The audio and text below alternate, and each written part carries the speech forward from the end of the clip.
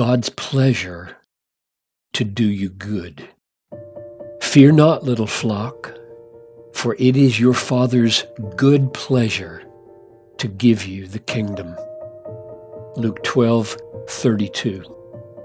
Jesus will not sit by and let us disbelieve without a fight. He takes up the weapon of the word and speaks it with power for all who struggle to believe. His aim is to defeat the fear that God is not the kind of God who really wants to be good to us, that He is not really generous and helpful and kind and tender, but is basically irked with us, ill-disposed and angry.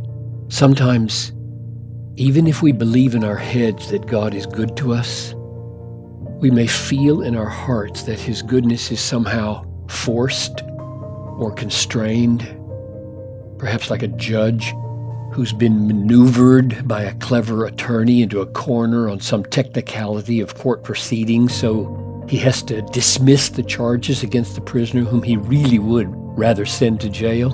But Jesus is at pains to help us not feel that way about God.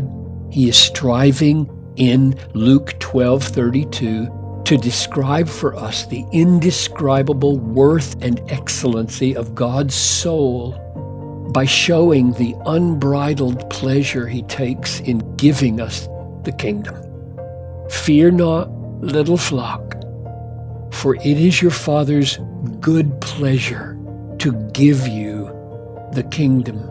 Every little word of this stunning sentence is intended to help take away the fear that Jesus knows we struggle with, namely, that God begrudges His benefits, that He is constrained and out of character when He does nice things, that at bottom He's angry and loves to vent His anger. Luke 12:32 is a sentence about the nature of God. It's about the kind of heart God has. It's a verse about what makes God glad, not merely about what God will do or what He has to do, but what He delights to do, what He loves to do and takes pleasure in doing. Every word counts. Fear not, little flock, for it is your Father's good pleasure to give you the kingdom.